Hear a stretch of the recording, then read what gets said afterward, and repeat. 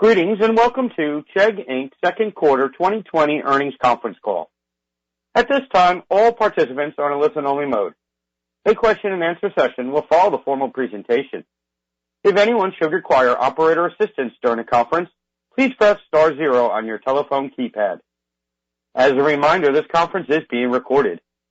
It is now my pleasure to introduce your host, Tracy Ford, Vice President of Investor Relations for Chegg. Thank you. You may begin. Good afternoon. Thank you for joining Chegg's Second Quarter 2020 Conference Call. On today's call are Dan Rosensweig, Co-Chairperson and CEO, and Andy Brown, Chief Financial Officer. A copy of our earnings press release, along with our investor presentation, is available at our investor relations website, investor.chegg.com. A replay of this call will also be available on our website. We routinely post information on our website and intend to make important announcements on our Media Center website at chegg.com/mediacenter. We encourage you to make use of these resources. Before we begin, I would like to point out that during the course of this call, we will make forward-looking statements regarding future events, including the future financial and operating performance of the company. These forward-looking statements are subject to material risks and uncertainties that could cause actual results to differ materially from those in the forward-looking statements. We caution you to consider the important factors that could cause actual results to differ materially from those in the forward-looking statements. In particular, we refer you to the cautionary language included in today's earnings release and the risk factors described in Chegg's quarterly report on Form 10-Q filed with the Securities and Exchange Commission on May 4th, 2020, as well as our other filings with the SEC. Any forward-looking statements that we make today are based on assumptions that we believe to be reasonable as of this date. We undertake no obligation to update these statements as a result of new information or future events. During this call, we will present both GAAP and non-GAAP financial measures. Our GAAP results and GAAP to non-GAAP reconciliations can be found in our earnings press release and the investor slide deck found on our IR website, investor.chegg.com. We also recommend you review the investor data sheet, which is also posted on our IR website. Now, I will turn the call over to Dan. Thank you, Tracy, and welcome everyone to Chegg's second quarter earnings call. First, we hope that you and your families are all healthy and safe. As we continue to navigate the pandemic and the rising social issues, we are grateful that our employees are healthy, that our business is stronger than ever, and that we have been able to support our employees, our communities, and our students through this challenging time. Also, I'm proud to work with our Chegg teammates as they continue to make meaningful and positive impacts wherever possible. While students' lives were disrupted, the one constant was that Chegg was there to provide high-quality, expert, on-demand support from any device in any location, which resulted in accelerated growth across our services. Students turned to Chegg in record numbers, and we experienced unprecedented engagement with subscriber growth of 67% year over year, including our new Mathway subscribers, reaching a record 3.7 million students. This yielded net revenue growth of 63% year over year in Q2 alone. To put that in perspective, we had more subscribers in Q2 of this year than we had in all of 2018. As schools and millions of students wrestle with how best to handle a return to campus, we know that some are supporting a full in-person return, while others are offering a fully online experience, and still others are planning a hybrid version of online and offline. Regardless of which experience a student has, Chegg will be there to support students this fall and beyond. In fact, students are increasingly turning to Chegg for support to navigate these uncertain times, and we expect this trend to continue post the pandemic. Regardless of where or how someone learns, Chegg will be there for them. From day one, Chegg was built on the inevitability that people would need to learn more often, increasingly online, and need greater support. Long before the global pandemic, we believed the digital transition was coming and education would have to fundamentally change. In fact, in 2013, at the annual ASU GSV Summit, the premier education technology conference, we addressed the need to leverage data to personalize the learning experience to better serve students. 3 years later, our keynote, entitled The Class of 2020, predicted that higher education was the next bubble to burst and that institutions would experience irreversible decline if they continued to raise prices while delivering an antiquated product. We made impassioned and specific recommendations to aggressively transition to a model that moved higher education online, leveraged technology to make learning available to students 24/7, and to expand and modernize their content to be more relevant to the modern workforce. Our research shows that the majority of students now feel online learning can be as legitimate, effective, and rigorous as in-person instruction. In fact, half of the students surveyed who had no prior online learning experience now want the option of hybrid or fully online education. And 72% of students who had already had online experience expect the same. We remain optimistic that this pandemic will end soon. And when it does, one of the legacies will be that the door is permanently open to the promise of online learning. Affordable, scalable, on-demand, and designed to support whatever the student's primary goals are, whether it's academic learning, professional development, or both. If anything surprised us, it was the speed in which students outside the United States have come to embrace Chegg with the same passion as those in the U.S. Similar to the United States, colleges and universities around the world were forced to shut down and lacked scalable, on-demand, high-quality support for students. And as a result, more international students have discovered Chegg. In addition to needing online support for academics, we are also seeing global trends towards self-learning and alternative pathways for students to gain the skills they need to compete in the global economy. We believe that the fact that the services we offer are so universal in nature is in large part why we are seeing a record demand and engagement outside the United States. It's always been clear to us that realigning education with its most important constituent, the student, is a massive opportunity, and we feel our brand, scale, service offerings, and our balance sheet gives Chegg a great opportunity to make a positive impact on global education. We continue to believe that platform companies that have a direct relationship with their customers, who own the transaction, the data, the channel of distribution, and own their content, will create disproportionate value for their customers and their investors. That is why we have fast-tracked investment on several key initiatives in the second half of the year. First, we are increasing our investment in international growth and development. Second, we continue to invest in the Chegg Study Pack with future enhancements like the addition of Mathway to provide overwhelming value to our subscribers. Third, we are implementing systems to address account sharing and investing in device management control. Fourth, we have increased our investment in skills-based learning by expanding the curriculum to cover more in-demand skills and by significantly reducing the price, because we know skills-based learning needs to map to the most in-demand jobs and be affordable and accessible to students. With all the uncertainty facing students over the next year, the one thing that they can count on is the high-quality, affordable, personalized, adaptive, and on-demand services that Chegg provides. That is why Chegg has become even more critical to student success, both academically and increasingly professionally. And our team has never been more enthusiastic about the opportunities ahead of us. On that note, I want to thank our incredible Chegg employees who continue to be relentless in providing world-class learning products and services to support students around the globe. I want to thank our board of directors who have been so supportive of our work over the last decade to be in this position, in this moment, to have a profound impact on the future of learning.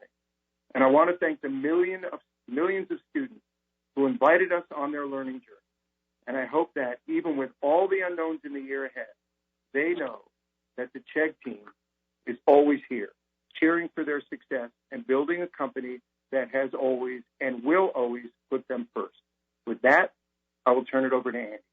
Andy? Thanks, Dan, and good afternoon, everyone. As Dan mentioned, we hope you and your families are doing well during this difficult time. While many traditional companies are unfortunately being hurt as a result of the global pandemic, direct-to-consumer companies like Chegg that are digital and serve an essential need are seeing increased levels of growth. As such, Q2 was a fantastic quarter for Chegg. We experienced unprecedented growth in our subscription services as students around the globe turn to Chegg to help them master their subject matter and get better grades. During the quarter, we also accelerated investments for our future growth, and we acquired a leading math company, Mathway. Let me give you some color. Total Chegg services subscribers grew 67% during the quarter, including the addition of Mathway subscribers.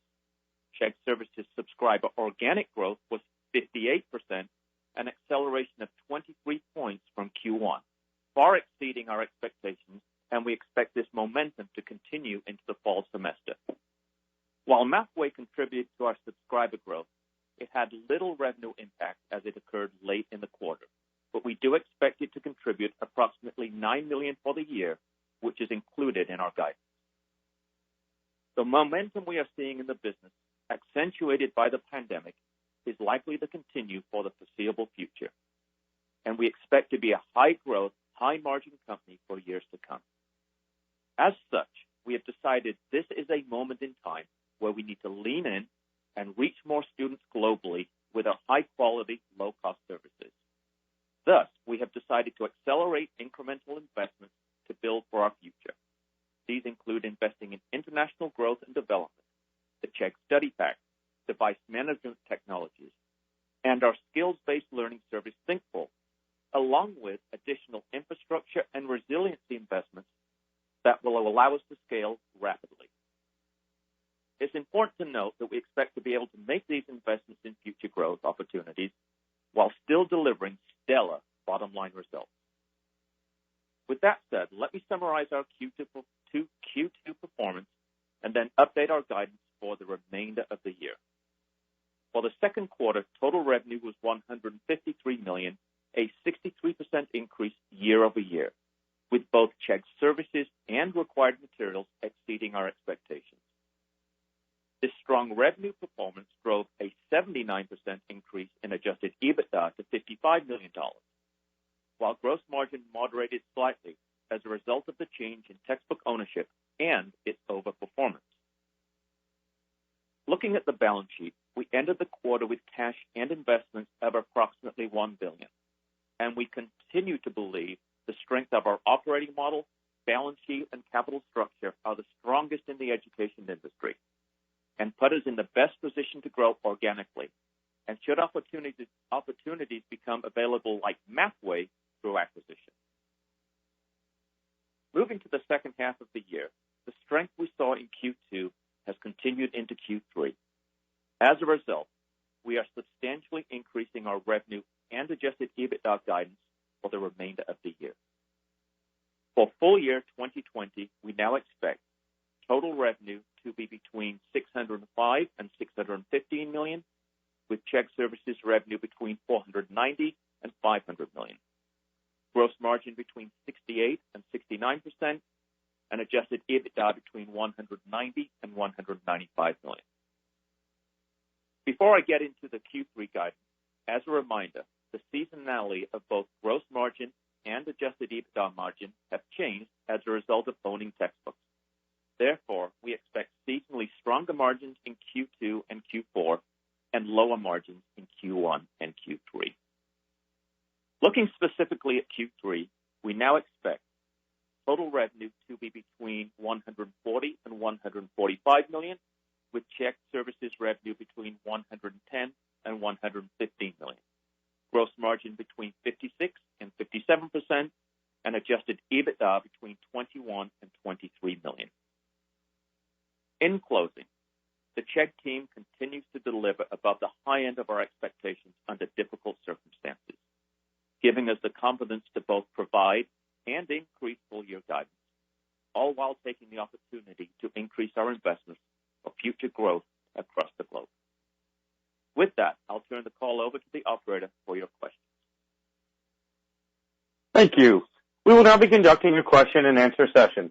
If you'd like to ask a question, you may press star 1 on your telephone keypad. Confirmation tone will indicate your line is in the question queue.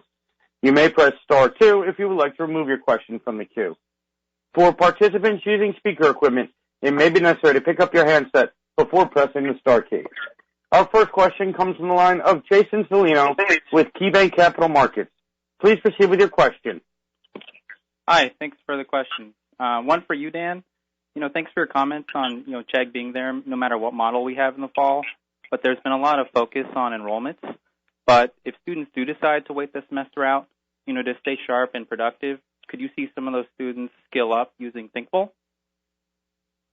Great question, and thank you. I think what we're likely to see, and I think we've been seeing it, which is what gives us the confidence to sort of raise our guidance, is whether or not they go to the school that they were originally intended to go to in the fall, one way or another, they're going to be going to school.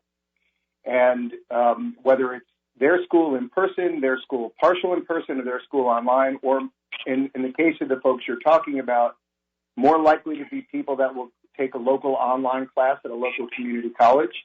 So they're going to be going to school because there's really no gap year. There's no place to travel. There's no job or internship to have. So they're going to be taking something, and Thinkful could be one of those things. And, Thinkful is very early days with us. We only, I think, closed it in October, announced it last September. But it is running in the path that we were hoping for. So, our plan to increase the curriculum, lower the cost, and create greater support using chat-based tutoring inside it, which differentiates it from any other competitor, we think those things are already starting to pay off. So I wouldn't be surprised if we were somewhat a beneficiary of that trend. Great, thank you. And then, one quick follow-up for Andy. Even when you back out the Mathway contribution in the third quarter subscriber guidance, still very impressive. Maybe you can talk about, the visibility and the confidence you have kind of on the subscriber trends you're seeing, maybe toward kind of the end of July, maybe what you've been seeing so far. Yeah, so we, when we gave guidance, 90 days ago, we had limited visibility as to the impact of COVID. And 90 days further on, we see much greater visibility. We continue to see the strong new subscriber trends, all the way through the summer school. So we feel very confident that we're seeing the momentum will continue into the fall, and that's contemplated in our guidance. Great, thanks both. I'll get back in queue. Our next question comes from the line of Stephen Sheldon with William Blair. Please proceed with your question. Thanks, and congrats on the results. First, any way you can quantify how much your plans for strategic investments have been increased relative to the plans you had entering the year? And then beyond the areas you discussed, wanted to ask about your plans to invest back into core content for Chegg Study. How are you thinking about using the momentum you have as an opportunity to expand breadth and depth of content there, including areas like videos or other studying resources that increase the value of the course subscription? Yeah, no, this is Dan, and then I'll turn it over to Andy. So the good news is everything we're doing we expected to do, we just accelerated it by moving it up.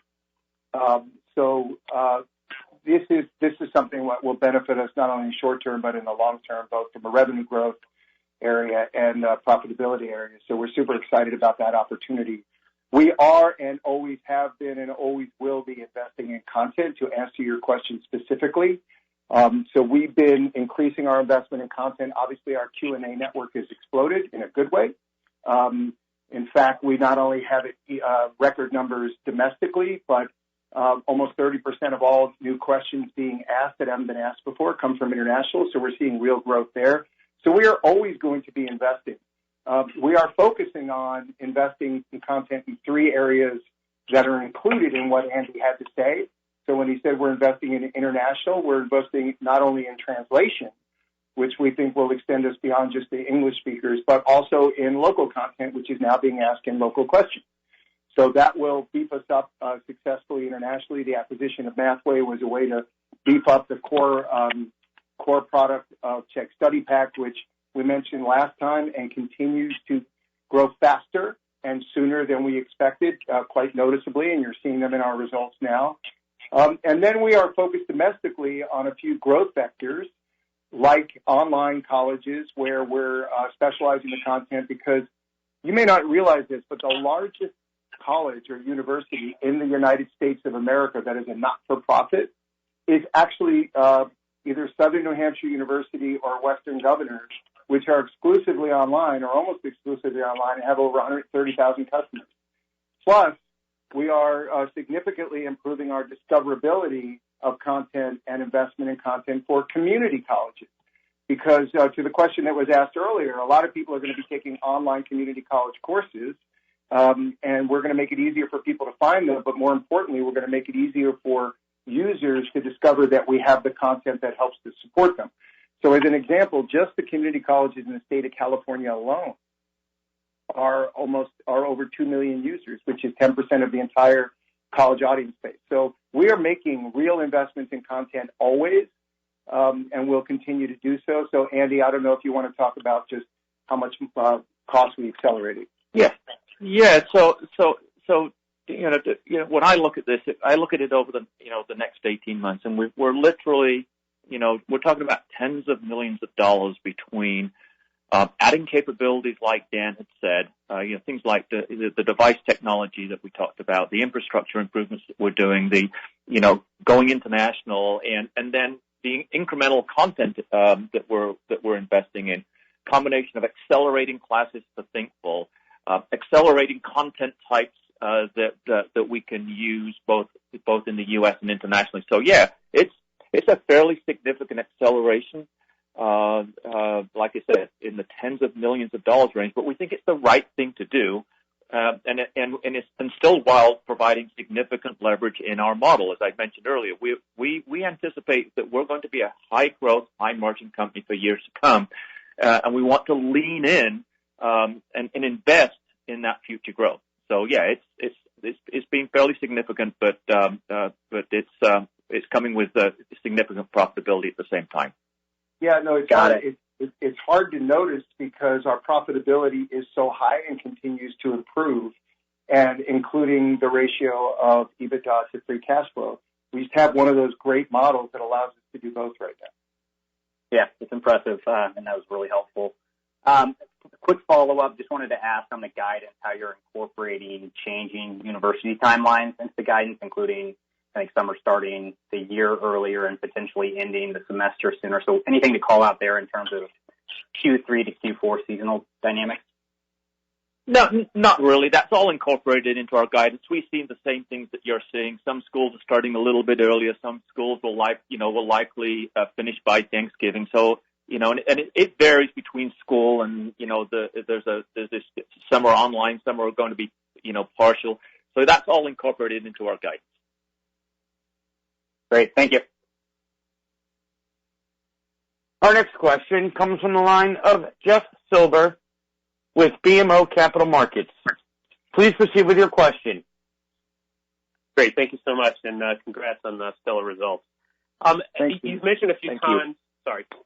You've mentioned a few times you're focused internationally.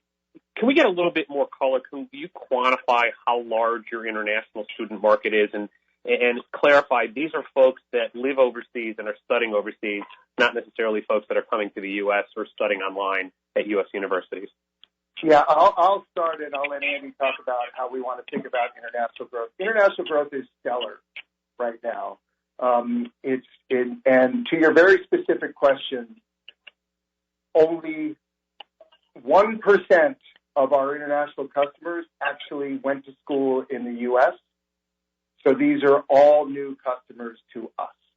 So I know there's been some speculation as to whether or not these were international customers that went home and then subscribed at home, but we obviously monitor those things. And frankly, we are picking up brand new customers around the world, and over 99% of them are brand new to Chegg. And what's fascinating about it is it's not in any one specific country. It's really a global phenomenon. And as a result of colleges having to close down, students who historically have not had a service to go to actually discovered us the way we were discovered originally in the United States, which is through search and then word of mouth. So in the United States, it's word of mouth and search now, and then internationally, it's search and then word of mouth. But it's been really wonderful to see, and it really shows that the content that we have, our focus on STEM and on business courses, really does translate, no pun intended, on a global scale. So we're seeing countries that you would imagine, Canada, Australia, UK, but we're also seeing great growth from places like Turkey and Saudi Arabia and South Korea. So it's universal right now, and we expect that to continue to grow for years to come. All right, great. Shifting gears a bit, you talked a little bit about what you're doing to mitigate password sharing. Obviously, a lot of students having to leave their campus going online probably made it a little bit more difficult. But can you talk about, once we get past the pandemic and these students come back to campus, what changes will be made to mitigate this issue? Well, I appreciate the forecast that you're giving that we're actually going to get past the pandemic. I think that would be just a nice step. But in Andy's prepared remarks, we focused as one of the four major areas of accelerating our work. We had on our roadmap to do device blocking, and so we've moved that up. That'll be launched in August. So to the degree that students go back on campus, and to the degree that they would try to go back to the normal habits, it just won't be available to them anymore. So step one will be to limit the number of devices and do device authentication, and then there's a step two and step three, and we'll continue to do that. And so we feel very good about having moved that way up, and it'll be launching mid-August. All right, great. Thanks so much for the color. You bet. Thanks, Jeff. Ladies and gentlemen, as a reminder, if you could please limit yourself to one question so we may get to everyone's questions. Our next question comes from the line from Doug Anmuth with J.P. Morgan. Please proceed with your question. Great. Thanks for taking the questions. If I could ask two, just given the various scenarios in the fall, can you just talk about how your marketing strategy changes, and how do you replicate some of the word-of-mouth benefits that you would normally get on campus? And then secondly, can you just give us an update on StudyPack in terms of the rollout, how broad it is, what kind of benefits you're seeing thus far? Thanks. Yeah, no, thank you, Doug. So in terms of marketing, it's sort of fascinating because in the United States, we don't actually spend much money on marketing anymore. In fact, I don't think we've increased our marketing budget in over 5 years, not just as a percentage of overall revenue, which would have made it very large, but just in general because we have an 87% brand recognition. Where we don't have as strong brand recognition in the United States really focuses on two areas. One are our community colleges, which we're seeing extraordinary growth now, and a lot of that has to do with some of the things that we did to get more visible, like the Verizon deal, or things of those natures, which let families and other people know that we existed for what they do. And then in online schools, and so we've started to test a number of things with Southern New Hampshire University because it's easier with the not-for-profit online schools to go directly through the school as opposed to a regular school. We have to go professor to professor. So I would say we're doing exactly what we've been doing in the United States, but with an increased emphasis on community colleges and online.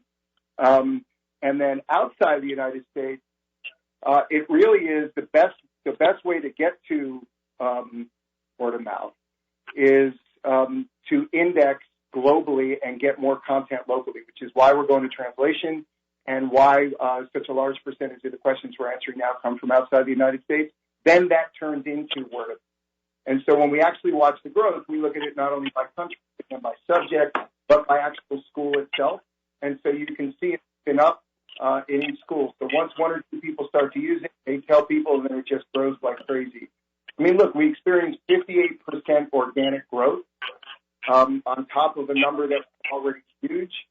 So I think for us right now, it's just making sure that we direct the investments. And to your point about Study Pack, what we've seen is that the Study Pack is behaving very similar to what Chegg Study did just a few years ago, which is people use it, they're signing up for it in numbers that were bigger than we expected. Their renewal rates are very high, their usage is very high, and it's not only domestically, but outside the United States. So we will have an even greater rollout in the second half of the year, but they're finding it before we expected them to. So, we're seeing upgrades from existing customers. Remember, all we really were doing was focused on new customers, but we did a test in March because of COVID, which allowed us to give a free upgrade. And so we expect that to help us even transition more after the year. So I think we're in really phenomenal shape. And I think the thing that we're most excited about is on a global scale, just the engagement, the usage, the discovery, the value that we're creating for students, and the fact that this sustains well past COVID because Chegg just becomes a way of life for anybody going to college right now. Great. Thank you, Dan. You bet. Our next question comes from the line of Ryan McDonald with Needham & Company. Please proceed with your question. Hey, good afternoon, Dan and Andy. Thanks for taking my question. Would like to touch on Mathway a bit and just understand the opportunity there better. It seems like they've got great penetration, both domestically with high school students and internationally. What sort of investments can you make quickly to sort of really capture that opportunity in a relatively new segment, particularly as we look into the fall and more K through 12 schools moving online? Thanks. Yeah, no, it's a great question. And so what did we see in Mathway that got us excited? Well, one, a company of Chegg's scale and size, when we acquire something, we want to acquire something that fits the traditional thing we said, which is, can we accelerate it? Can we make more money out of it? Can we improve the product? Can we extend it? And then on top of that, Mathway was number one in the category by far. They had spent 20 years investing in it, and it's just a brilliant product. Having said that, they built it on a return budget. They took no outside capital. So we've been accelerating the investment in the math categories and on extending it outside the United States and in more categories in high school, which will attract students younger, which will make the transition into college for us even better. So all those things are critical to its success, but it's, it's only been a really short period of time, but it's already showing, experiencing similar things to what we're experiencing over COVID, which is greater discovery and usage. And then its biggest benefit, however, is going to be putting it inside the bundle, because this solidifies the Chegg bundle as having the number one homework help product, the number one writing product, and the number one math product, and all of that for $19.95 a month. And so I think as we start integrating it in, that's going to improve conversion. It's going to improve retention, awareness. So we're unbelievably excited about it and really grateful that of all the people that they could have sold to, they chose us.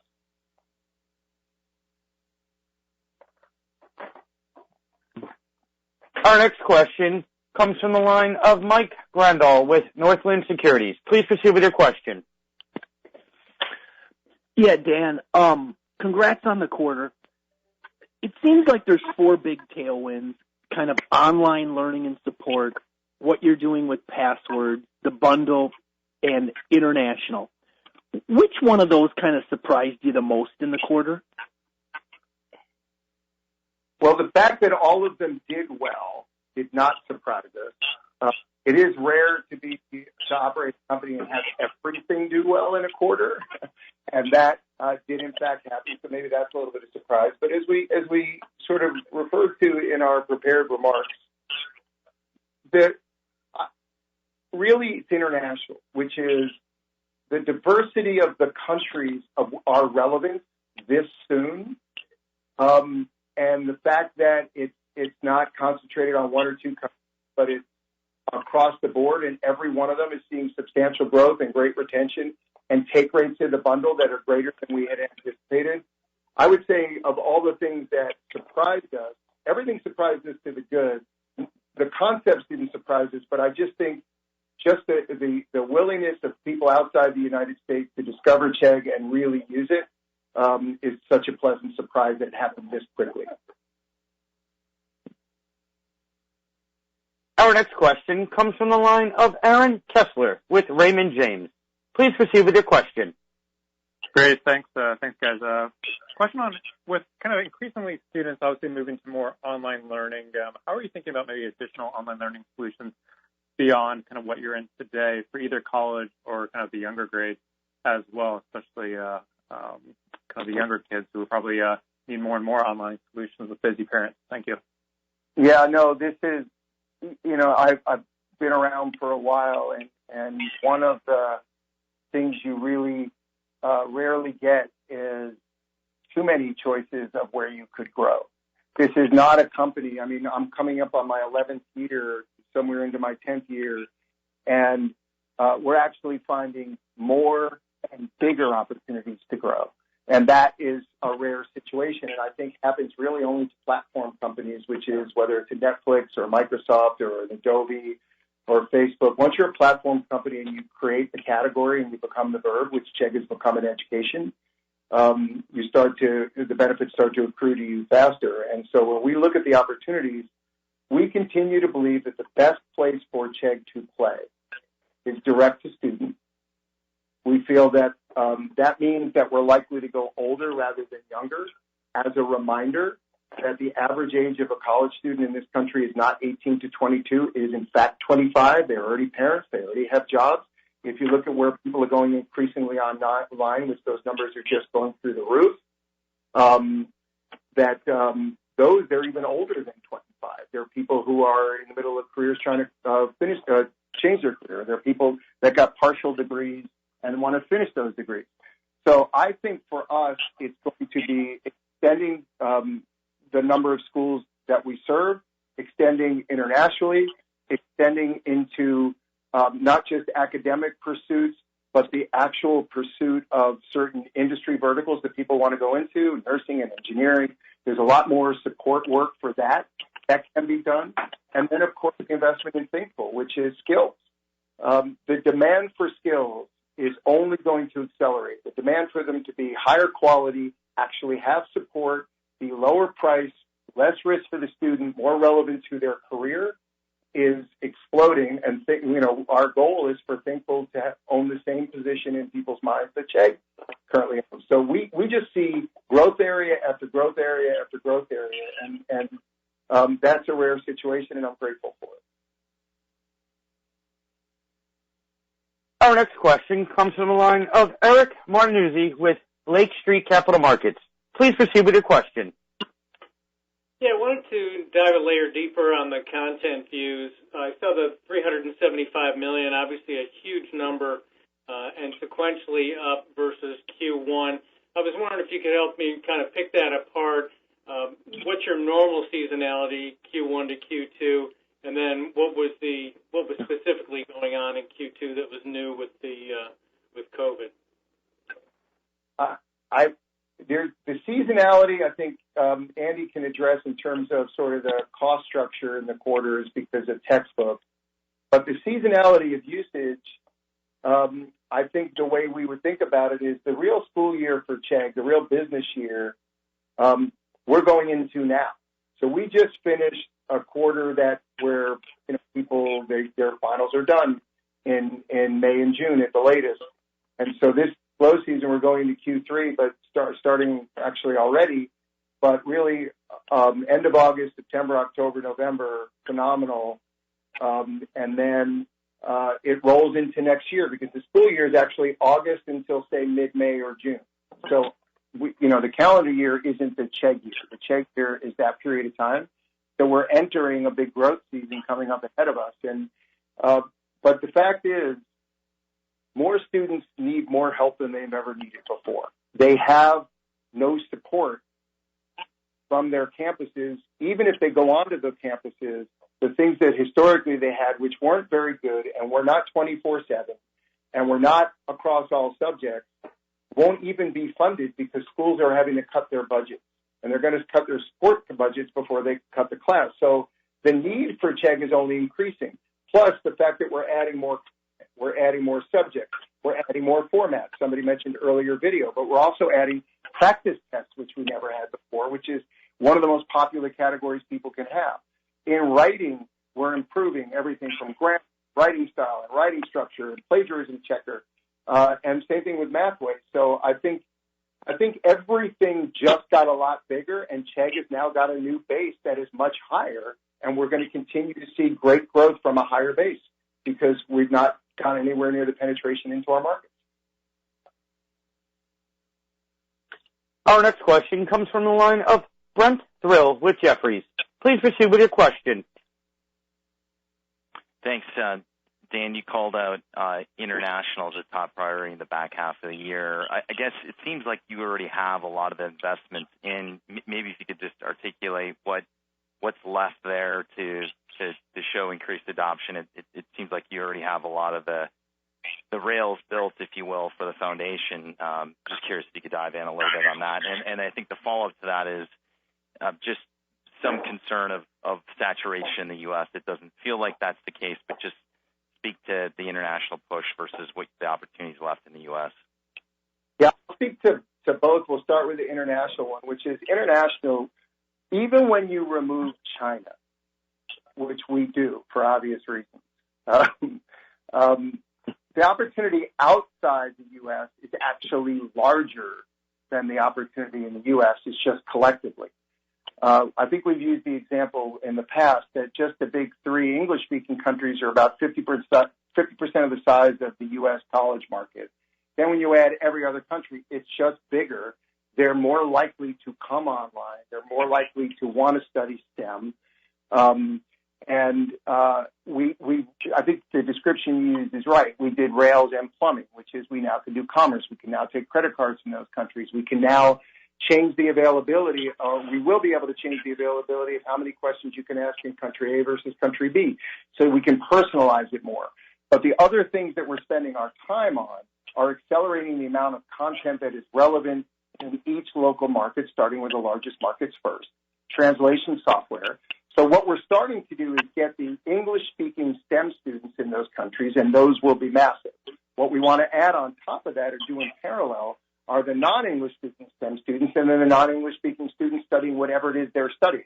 The same way we built Chegg in the U.S., we think we can build, and the evidence suggests that we're right on this one, which is very fortunate. It's what we've been saying for years. It's not like Netflix where we need to make movies or Spotify where we need to license content in those countries. We're in very good shape because of our expert Q&A network. And if you took the 30% of the questions that are being asked outside the United States, that's twice the size of the number of questions we used to get in the United States just 3 years ago in terms of real numbers. So it's getting big. I mean, this is a real thing, and this is going to propel Chegg for many years. Domestically, as we mentioned earlier, we have so many vectors of growth left. We're nowhere near penetration, as you point out. But there are some interesting stats just worth saying. So the number of people in just 3 years, the number of students taking STEM in the U.S. has actually grown by 50%. The number of students taking business, still the same, around 21%. And the number of people taking sort of the social sciences is actually dropped by 50%. Chegg gets them all. But our greatest strength is obviously STEM. So we're benefiting from all the micro changes that are going on based on what students want to learn and what colleges are starting to teach them. Plus, we're going into a much older adult market because people are trying to go back and finish their degrees. So you're seeing the smart schools like Southern New Hampshire University accepting more credits than they've ever done before. Instead of trying to double book you to make you take a class again, they'll say, no, we'll take whatever you have, and then we'll let you finish. They're even now, because of the deal we did with them, if you take a Thinkful class, that counts as credit. So those kinds of conversations are going on all over the place now with Chegg and Thinkful. So the vectors just keep growing. And then if you think of professions, think of accounting, think of finance, think of engineering, think of nursing, think of lawyers, think of doctors. There's academic, and then there's learning the actual industry you're in. So the format of content, video, expert Q&A, chat-based tutoring, all of that works regardless of the subject. The ubiquity of the IP of what we own gives us a competitive advantage over anybody. And And so we're just going to keep building. We'll just keep executing, and we're excited about it. Our next question comes from the line of Josh Baer with Morgan Stanley. Please proceed with your question. Hi, congrats on a great quarter. I was hoping to get some more insight on skills-based learning. Wondering how many courses you're looking to add, if you could talk a little bit about how much that costs to create a course, how long does it take, are the expanded offerings going to be in place to benefit from the uptick in demand this semester, and any update on just the growth or the size of Thinkful at this time? Thanks. I'm not sure we'll break that out right now. I think I'll let Andy speak to that. But let me just say that when we acquired Thinkful, it had 5 classes. Now it has 7. We expect to add 7 to 10 classes a year at the minimum. There's a lot more classes, subclasses. There's a lot more categories that we can earn. I won't share the cost of doing them for competitive reasons, but suffice it to say that we've all accounted for that. We've accounted for the next 7 classes in the numbers we've already given you. As it relates to the timing of it, here's the interesting thing we're learning. Obviously, there's a bump in the short term in that people are losing their jobs and they're looking for skills in much more employable areas. But one of the things that we learned now that we own Thinkful is their infrastructure could not handle the demand they already had.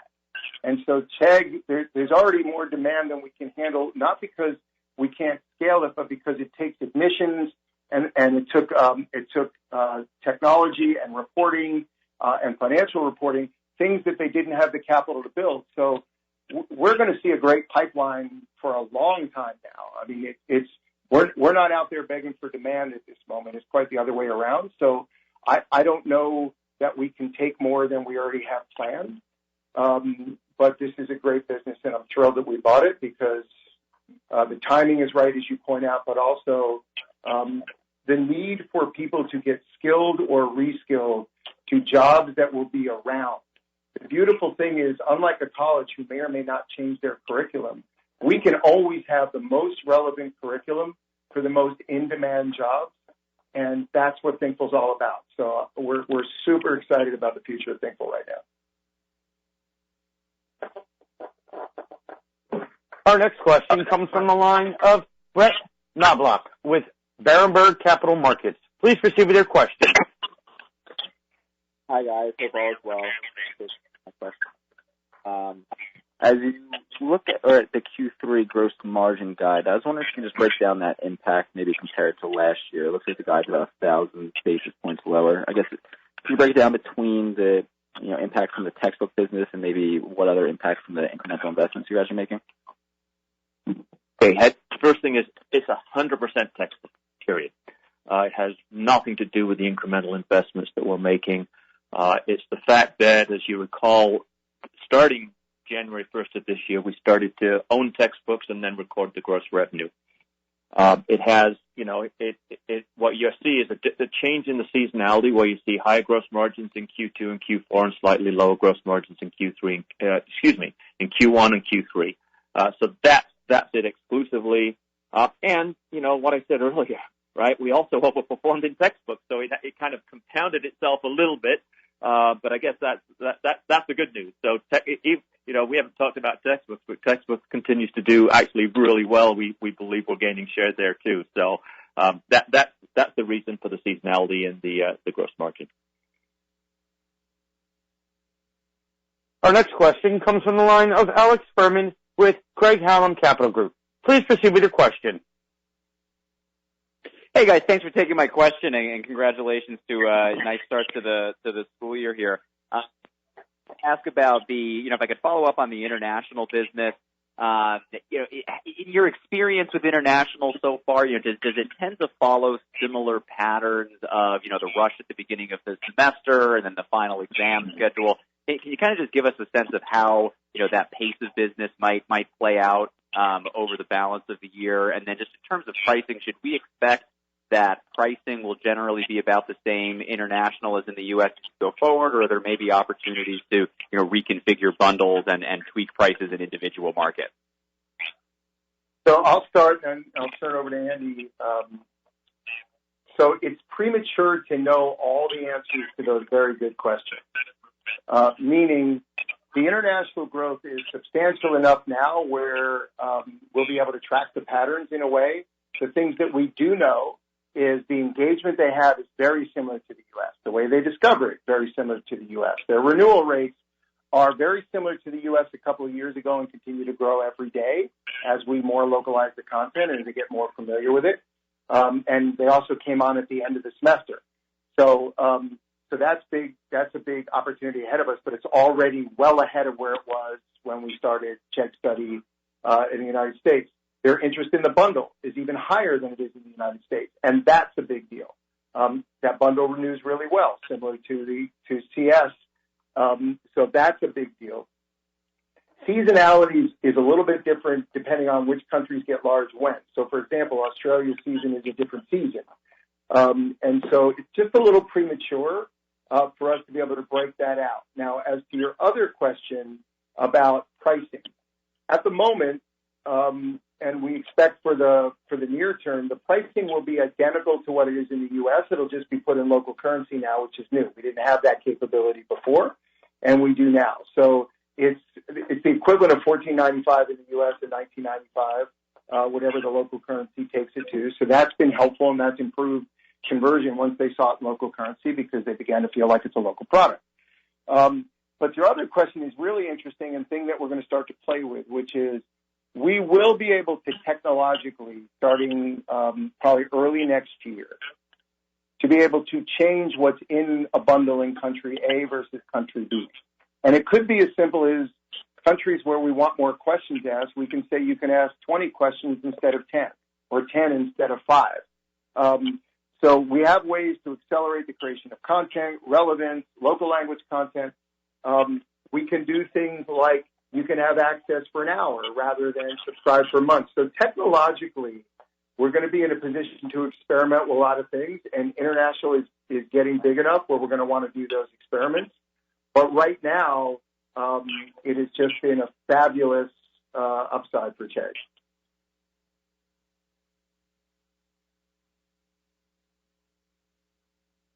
There are no further questions in the queue. I'd like to hand the call back to Mr. Rosensweig for closing remarks. Okay. So first of all, like we said at the beginning, we hope everybody is safe. The pandemic is much more difficult than people thought, and we're trying to communicate with our students to help them do better and smarter things as it relates to their lives.